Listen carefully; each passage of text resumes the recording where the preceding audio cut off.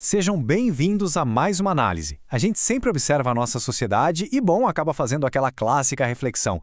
Por que será que algumas leis aqui no Brasil parecem grudar na cultura popular quase instantaneamente, enquanto outras que foram aprovadas pelas mesmas autoridades são completamente ignoradas e esquecidas? Para entender isso de verdade, ler só as notícias não resolve, né? A gente precisa olhar direto para as engrenagens, para a estrutura do nosso sistema legal. E para diagnosticar exatamente por que as leis falham ou fazem aquele sucesso no mundo real, a gente tem que entender o que dá para chamar de o filtro jurídico. Imagina isso como um sistema de 3 camadas por onde toda e qualquer regra tem que passar. Entender esse filtro é basicamente ganhar um superpoder, um raio-x para enxergar como a máquina do Estado realmente funciona por trás das cortinas.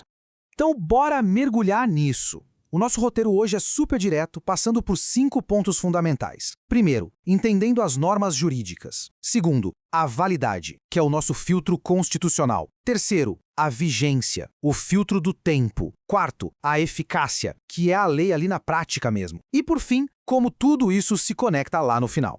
Chegando no ponto 1, entendendo as normas jurídicas, ou as regras de conduta do Estado. Antes de passar a lupa nos filtros em si, a gente precisa entender o material bruto. O que exatamente o Estado produz quando ele tenta, organizar aquele caos natural da vida em sociedade? A resposta para isso é a norma jurídica. E olha, não estamos falando de um simples conselho de amigo ou de uma sugestão, tá?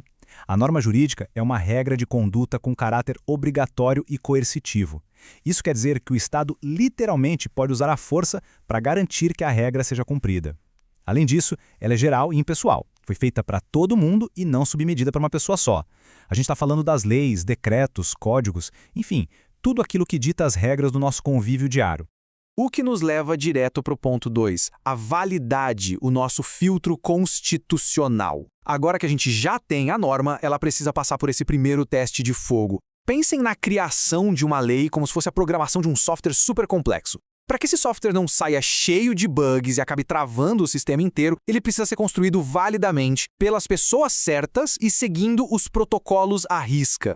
É exatamente aí que entra a ideia da validade. Validade é, de um jeito bem simples, a conformidade da norma com todo o ordenamento jurídico e principalmente com a nossa Constituição Federal. Uma norma válida é aquela que nasce respeitando rigorosamente as regras do jogo. Se ela for criada de qualquer jeito, de forma errada, já era, ela já nasce quebrada.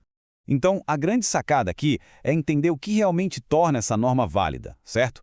Tem 3 requisitos absolutamente indispensáveis. Primeiro, a competência. A lei foi criada pela autoridade certa. Um prefeito, por exemplo, não pode simplesmente acordar e criar uma lei sobre direito penal. Não faz sentido. Segundo, a forma adequada. O rito lá no parlamento foi seguido direitinho.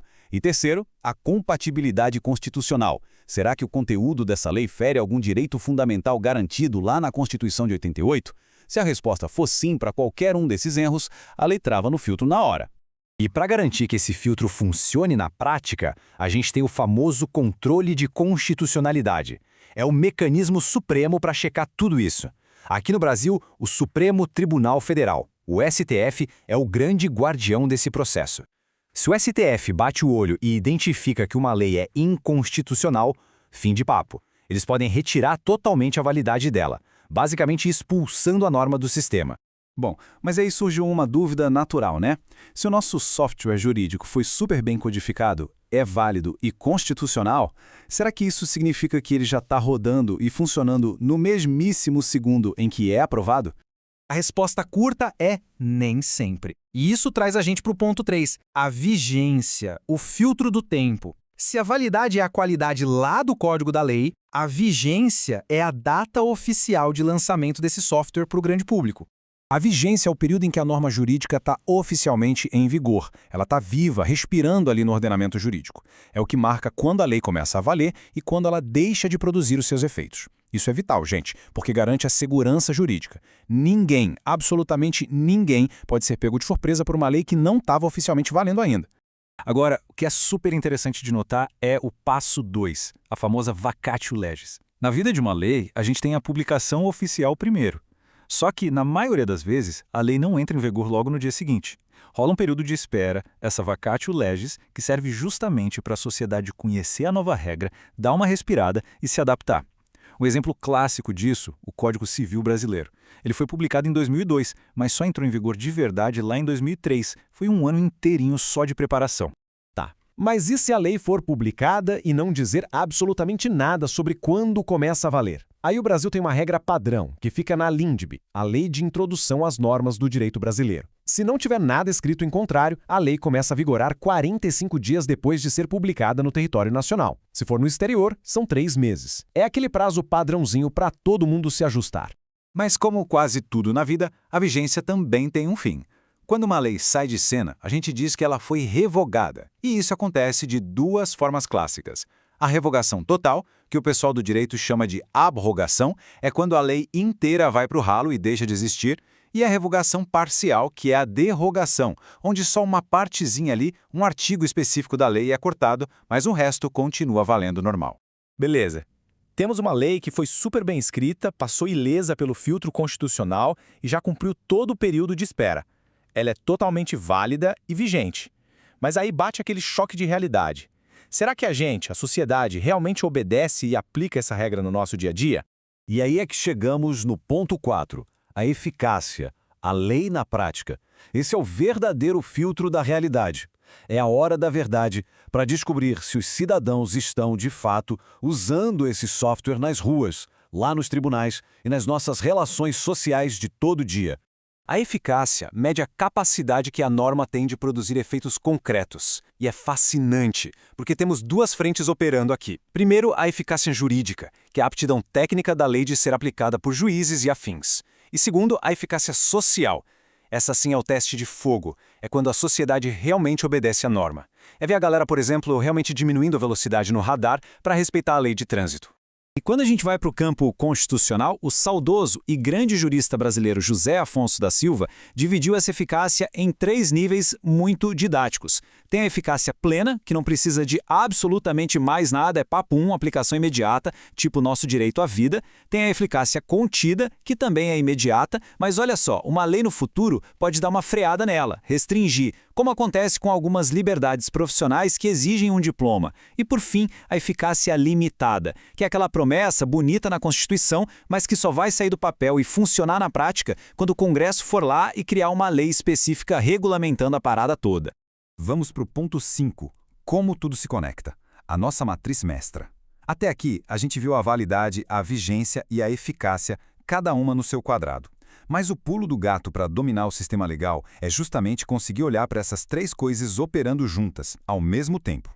E a separação entre esses 3 conceitos é brilhante para entender o ordenamento. Pensa assim, a vigência lida com o relógio, sabe? É o aspecto temporal, estar ou não em vigor. A eficácia lida com a rua, com o aspecto prático e social de realmente produzir os efeitos ali na ponta. E a validade lida com as regras estritas, o aspecto puramente jurídico de não bater de frente com a Constituição. Para colocar os pés no chão e ancorar isso na realidade, vamos pensar em 3 cenários bem clássicos. Primeiro, o Código Penal. Ele é o mundo ideal, né? Válido, vigente, totalmente eficaz na sociedade. O cenário 2 já é a famosa lei que não pegou. Um fenômeno super brasileiro, aliás. A lei está lá, bonitinha no papel, super vigente, mas tem 0 eficácia social porque a população, naquele acordo silencioso, simplesmente decide ignorar. E o cenário 3 é o erro de percurso total. Uma lei municipal que tenta proibir algo que a Constituição diz que é permitido. Essa lei já nasce completamente inválida, por mais que a prefeitura jure de pé juntos que publicou direitinho.